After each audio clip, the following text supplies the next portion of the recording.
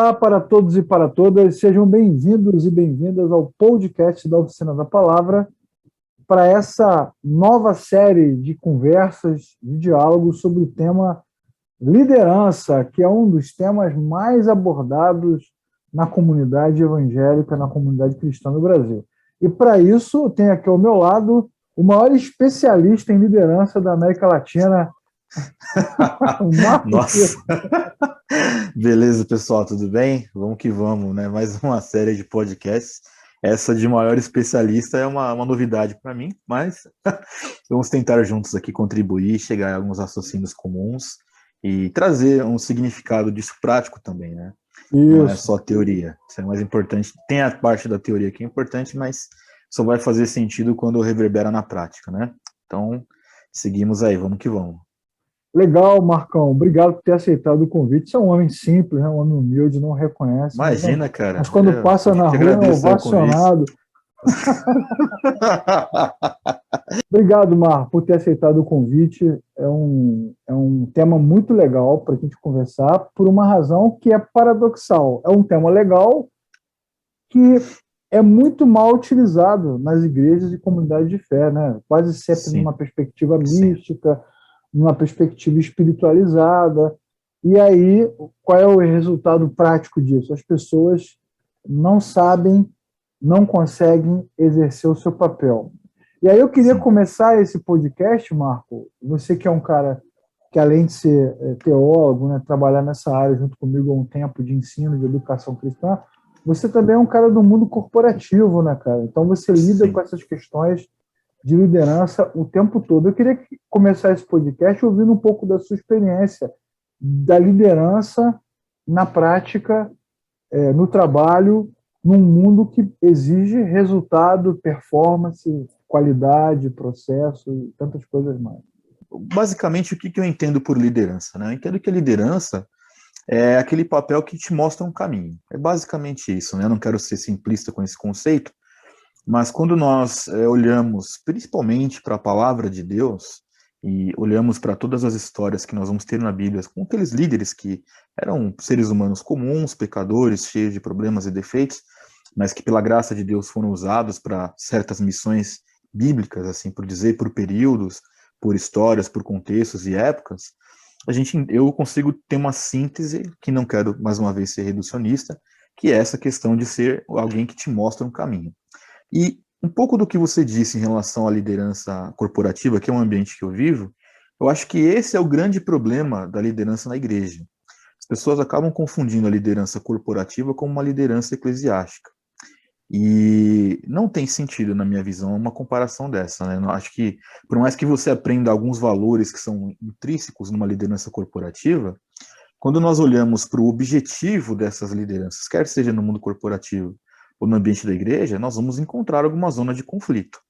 Então, por exemplo, o que é muito comum nesse mundo corporativo, secular, é que o líder tem que sempre estar na crista da onda, tem que ser aquele cara inerrante, tem que ser aquele cara que motiva todo mundo, que quase mata uma pessoa, quase morre por resultados. Muito competitivo, né?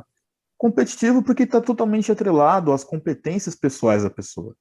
E aí é onde eu vejo que é o maior ponto de ruptura. Quando nós falamos de liderança cristã, efetivamente, os méritos já não são nossos, né? Os méritos são totalmente de Cristo para tudo, quer seja para plantar uma igreja, a conduzir algum tipo de ministério. E aí é por isso que eu digo que essa influência secular dentro da igreja e essa falta de conhecimento mesmo de uma liderança bíblica traz grandes complicações, porque a gente vê erros que são comuns. Eu vou dar um exemplo para você. É muito comum que no mundo corporativo, vamos supor que você trabalha num varejista, e aí você abre uma nova unidade, você manda um gerente para lá, você espera que em X tempo você tenha lucro suficiente para que aquela unidade se mantenha, né? Isso me parece ser uma prática muito comum para muitos que se dizem plantadores de igreja. O cara abre uma nova filial, porque é filial. O cara abre uma filial da igreja, manda um cara lá que não tem experiência pastoral, mas o cara tem um sonho, tem um desejo, aí aquela história do envio apostólico, né? Vai e plante a igreja. Aí o cara chega lá, se em X tempo ele não conseguir manter aquela igreja, ele falhou, ele é um líder que não presta, ele não teve um bom trabalho de liderança. Isso é o que muita gente vê em grande parte das ditas igrejas evangélicas, né? Só que quando nós olhamos para a Bíblia, nós vamos ter esse ponto de ruptura real. Porque, por exemplo, olha, se você for olhar de forma bem fria, para nós, quem tem que ser o exemplo de liderança cristã é Jesus Cristo, certo? Os grandes ensinos de Jesus Cristo, claro que ele teve ocasiões que ele falava para muitas pessoas, mas teve passagens que ele falava para uma ou duas pessoas, grandes doutrinas que permanecem para nós até hoje. A mulher samaritana, por exemplo, estava só os dois conversando. Os discípulos no caminho de Emaús, estavam só os três conversando. Quer dizer, me parece que o resultado numérico dentro da igreja toma espaço do resultado espiritual. E o resultado espiritual é uma coisa muito severa das pessoas que não percebem isso, né? Que o resultado espiritual, por vezes, ele vem nesse momento de conversa com uma única pessoa. Pois é, nesse tempo que você investe em uma pessoa para conversar com ela, né? E aí então o que eu vejo, basicamente, sobre a liderança cristã, quando eu falei lá no início, né? Que o líder mostra o caminho, é que o líder cristão ele tem que mostrar Jesus Cristo para aquelas pessoas. Né? O conceito de liderança, puro e simples, ele basicamente passa por onde você já colocou no início, né? Perseguir um objetivo, conduzir pessoas para um determinado objetivo, motivar pessoas para alcançar um determinado propósito, compartilhar a visão, compartilhar a missão, contribuir para que outros cheguem a determinado lugar.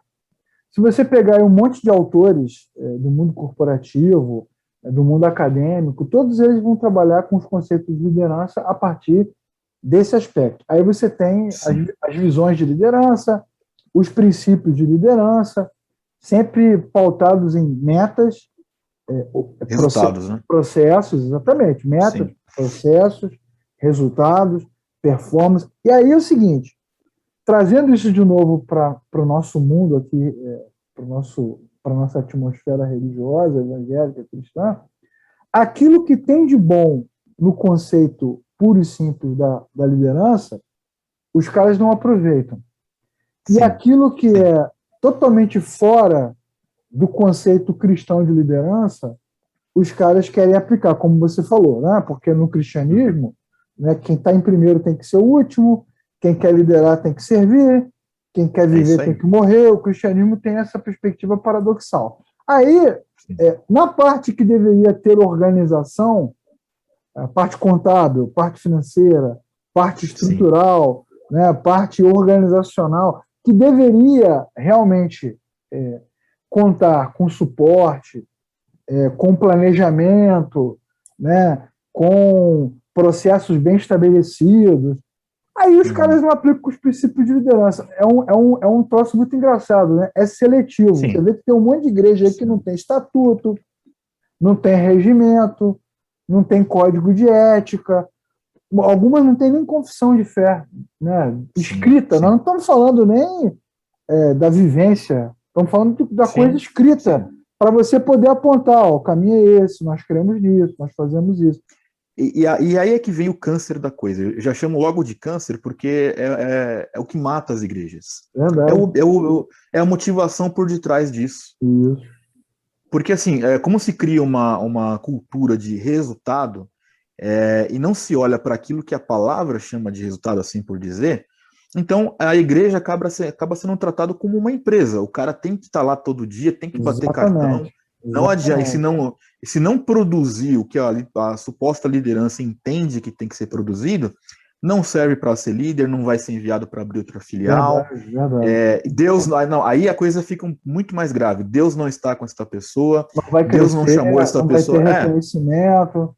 Exato. Aí e esse é o grande X da questão. Quando você vai ler, por exemplo, a Bíblia, que essa sim deveria ser o nosso alvo e critério para medir qualquer tipo de, entre aspas, resultado, você vê Jeremias, por exemplo, pregando por 20 anos sem ninguém ouvi-lo. Sem resultado. Será que Jeremias não foi chamado? Ou Isaías sendo chamado para não ter resultado nenhum, né? Ninguém vai ouvir. Exatamente. Não. Isaías foi chamado para ser ignorado. Quer dizer, aos olhos do que nós temos na palavra de Deus, Isaías foi um sucesso, porque talvez uma outra pessoa não teria perseverado tanto tempo em ser ignorado como ele foi. Com certeza ele estava ali agradando a Deus, que este deveria ser o resultado que uma liderança eclesiástica deveria buscar. Aos olhos dos homens, ele é um fracasso, né? Não, o cara ficou lá, ninguém ouviu o cara. Assim, é neste sentido que eu acho que esse câncer tristemente adentra muitas denominações. A gente tem, a Porque... gente tem um conceito de liderança clássico que tem a ver com líderes que estabelecem objetivos e conduzem os seus liderados até esses objetivos. Exato. E quando você chega na realidade evangélica, esse conceito ele é destrinchado, né? Então se pega uma parte dele, que é a pior parte possível, que é a questão do resultado, como se a fé cristã e a religião pudesse seguir uma linha de resultado. Sim. E aí se impõe sobre as pessoas um formato fabril / medieval, né, de cobrança, de dominação, quase que um engenho, né? Como se o cara fosse ali um escravo trabalhando dia e noite para servir ao império, né? A dominação de quem está por debaixo de um peso, de uma maldição gigantesca. E fora, assim, que dentro de todo esse pacote, né, como a busca do resultado é o foco de muitos, né, a busca desse resultado numérico, financeiro, qualquer que seja, mas com um resultado que não está pautado na palavra, existe ainda um segundo câncer que eu acho que esse também é muito nocivo, e já falamos bastante sobre eles em algumas outras oportunidades, que é a divinização do líder. Ainda tem isso, a gente vai chegar nesse ponto aí, guarda esse assunto, mas tu vai dar o spoiler. Esse aí é um tema que merece a nossa discussão. Vamos pegar o conceito de liderança pautado em processos, objetivos e visão.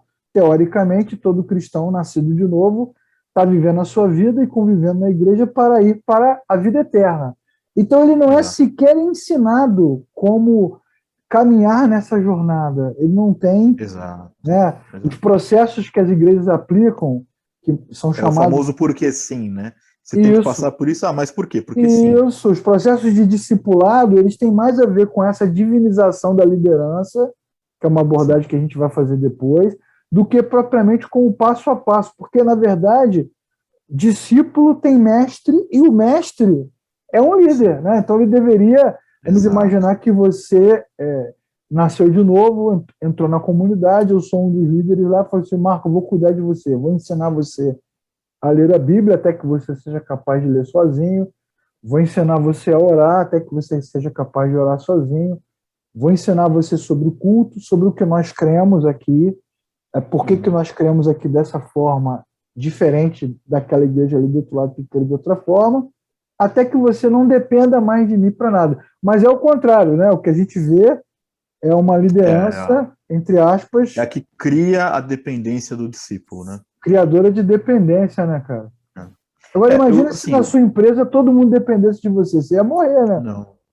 Então, esse é um dos pontos que a gente pode falar, por exemplo, que na minha conduta no mundo corporativo, eu trato de ser o líder desnecessário. Legal. Autonomia para as pessoas, para que elas tomem decisões, claro, decisões que são, dependendo da sua grandeza, tem que ser partilhadas, né? Ninguém toma uma decisão unilateral, mas eu não prendo as pessoas de rotinas. Olha, execute se você consegue, porque tem momentos na vida que você já não consegue ficar tanto na operação. Isso é um fato, né? Porém, olhando e pegando esse gancho para quando nós olhamos para dentro de uma igreja cristã, uma vez que você sabe que você não é o fim dessa igreja, porque assim, você falou uma coisa muito séria, né? A questão do discípulo e o mestre. O Senhor Jesus, ele em dado momento na história, nós temos isso no Evangelho, ele se curva para fazer um ato que para muitos era um ato que não era um ato de honra, que é lavar os pés dos seus discípulos. Verdade. Né? E ele diz isso, está lá no Evangelho isso, né? Ele fala, olha, se quem quer ser o maior, que seja o menor entre vocês. Ou seja, é uma liderança que é despida do ego, com a necessidade, com a não necessidade de ter holofotes sobre si. Ou seja, é o que eu falo, é o que eu tento aplicar para mim sobre o líder desnecessário. O líder desnecessário, ele não tem essa vontade de centralizar tudo e nem ser o centro das atenções. E quando falamos do evangelho, mais ainda, porque não é o pastor, não é o líder, não é quem quer que seja da igreja que salva ninguém. E aí que a questão se torna, que eu acho que vem à tona essa falta de necessidade, né? É por isso que eu também entendo que os pastores e líderes, dentro deste contexto que estamos falando, eles também têm que se tornar desnecessários. O que é isso? Quer dizer que então ele não serve para nada? Não. quer dizer que ele vai se ocupar naquilo que ele deve se ocupar. O que é a ocupação? Ensinar, pregar Isso, e formar exatamente. não dele, discípulos do Senhor Jesus. Essa é a questão. Exatamente. Isso traz à tona uma doutrina evangélica cristã, né, famosíssima, central na reforma protestante, que é o sacerdócio universal dos crentes, né? Dá a eles Justamente. a capacidade de Justamente. desenvolver a sua própria fé sem Exato. dependência. Aí é aquilo que a gente está falando desde o início, né? O conceito puro e simples de liderança, ele é belíssimo, né? Apontar para o Sim. objetivo, compartilhar a Mostrar o caminho. visão, pois é, Sim. mostrar o Mostrar caminho, o né? caminho. Pois é, isso é o conceito puro e simples de liderança. Mas aí você tem uma distorção, uma mistificação desse conceito, Sim. uma manipulação, uma dominação. E aí o que você tem é um grupo enorme de pessoas que são dependentes dos seus líderes, coisa que a Sim. gente até viu durante a pandemia, né? As pessoas sem poder Exato. ir às igrejas ficaram meio sem direção. E Exato. pior do que isso, é essa incapacidade de exercer a própria fé, porque simplesmente não foi ensinado, né? Como tem Uhum. a famosa conversa de Atos dos Apóstolos, né? Você entende o que você lê e a resposta é como, se não há quem me ensine. Se não há quem me explique, né? Quem me ensine. Sim. Isso mesmo. Exatamente, exatamente. Cara, isso é um tema muito legal, é um tema que a gente vai falar dele algumas vezes aqui, e eu Sim. espero que você que está assistindo essa conversa fale mais sobre isso. Perguntas que você pode fazer para as pessoas, né, Marcão? Como Sim. você vê a liderança? Como você entende um líder? O que você faria se você liderasse? O que você faz? Eu Está escrito em algum lugar? Eu queria deixar a pulga atrás na orelha das pessoas, né? Dizer o Pulga seguinte: maligna atrás da orelha. se o seu líder, pastor, apóstolo, sei lá, seja lá o que for, se no trabalho dele não há uma direção clara, onde ele está apontando para Jesus, você tem uma grande chance de não estar dentro de uma igreja evangélica. Exatamente, exatamente. E pegando essa sua fala, né? Pegando essa sua fala, se não há uma direção clara nem sobre como exercer a fé, né, se você olha para a própria liderança e um é pentecostal avivado, um é hiperpentecostal, o outro é conservador, um bate palma, o outro não concorda, e as pessoas não sabem exatamente o que fazer, né, o que representa a adoração, o que é a ceia, qual é o significado daquelas coisas ali. Você, além de pode estar numa igreja que não seja verdadeira, né, você também está numa comunidade perdida, né, completamente Totalmente perdida, perdida. batendo Completamente cabeça. perdida. Sem É, rumo, sem direção, e que está ali, às vezes, por estar e que não sabe nem o que está fazendo, né? vou falar aqui, Marco, uma máxima que eu sempre uso, né? Você pode fazer o que você quiser da sua vida, desde que você tenha clareza. Falta de clareza é um problema. Você pode até ser adorador de imagem, né? Adorador do cosmos, da terra, da mãe terra, não tem problema, ou adorador de si mesmo, desde que você tenha clareza, o que não dá é para ficar perdido, né, Marco? Exato. Fica Completamente aí, desorientado. como a gente fala, dando tiro no escuro, sem saber o que faz da vida, sem saber o que está fazendo, né? Por que eu vou na igreja? Não sabe, a pessoa não sabe. Exatamente. Nesses Né? anos de seminário, né, todos esses anos nessa indústria vital, quando a gente Isso nunca me pergunta, aconteceu. quando a gente pergunta para o aluno, né, sua igreja tem É, estatuto? Eu não sei. Se tem, eu nunca li. Sua igreja tem regimento? Nunca vi. Sua igreja tem confissão de fé? Eu não sei. Então o cara não sabe nem o que está fazendo. E não hoje, com a sabe nem internet, qual é a história da igreja, né? com a internet, com o YouTube, está pior ainda, porque ele vai para a igreja e ouve no YouTube uma mensagem e não sabe Sim. exatamente identificar o que é, e aí todos os gatos são pardos, né? Se a pessoa ela conhece o evangelho, aí ela pode ouvir o que ela quiser no YouTube, porque ela vai saber se aquilo tem sentido ou não. Aí ela vai poder não ser uma pessoa extremamente dependente. Por exemplo, bom, eu não entendi isso aqui, mas eu vou ver o que meu pastor fala, porque aí eu vou sempre concordar com ele. E não que você não possa concordar com ele, mas fazer a opinião de um homem ser a sua verdade absoluta esbarra naquilo que o Leclerc falou há pouco, né? A questão do sacerdócio universal dos cristãos. Exatamente. Então, Sem contar é isso. que quando você não tem uma liderança clara e não tem a coisa bem organizada, cada um pode imprimir o ritmo da maneira como entende. É por isso que você às vezes tem nas igrejas que são muito grandes, por exemplo, cada ministério, cada departamento vira uma pequena igreja dentro da igreja, onde cada líder implementa a sua própria visão, seu próprio olhar. Exato. O pastor pensa, mas eu não concordo. Para um momento futuro, isso ainda vira uma divisão de igreja, né? Porque, vira. Essas igrejas que vão abrindo assim à torta e à direita, né? À torta e à direita aí, são geralmente fruto dessa questão que você está falando. Eu estava lá, tem um pastor X, mais 30 pastores da igreja. Eu não concordo com isso, então vamos sair daqui, a gente abre a nossa igreja porque a gente concorda com isso, e assim vai. É verdade, né? Cara, é verdade. E assim, isso é a comprovação da falta de liderança, que toda liderança tem legado, né? As grandes empresas, as grandes corporações têm fundadores, têm história, tem pessoas que deram continuidade aos seus projetos, né? As grandes nações, as grandes famílias e os ministérios também, como na Bíblia, né? Vou pegar o exemplo aqui de Davi, que está na ponta da língua, que quando enfrenta Golias, na cena clássica do texto bíblico, Israel está sem liderança, né? Todo dia lá o gigante vai lá, afronta a liderança e não tem ninguém que se levante. Não, tinha uma liderança nominal, né? É. Aquela liderança nominal que não serviu para nada. Exatamente. E por isso que tem muito a ver a questão de que eu falei também no começo aqui da gravação, de que a liderança ela não é meramente teórica. E aí é que vem o X da questão, né? Que nesse exemplo que você está dando, né? Havia uma liderança nominal, mas não havia uma liderança de prática. O que fazer, né? Como enfrentar o gigante? Até porque, fazendo um paralelo com as igrejas, Saul, que é o rei, deveria ser o primeiro a encarar o gigante, né? Deixa comigo, pô. Sim, não, na verdade, ele deveria estar na frente no campo de batalha, exatamente.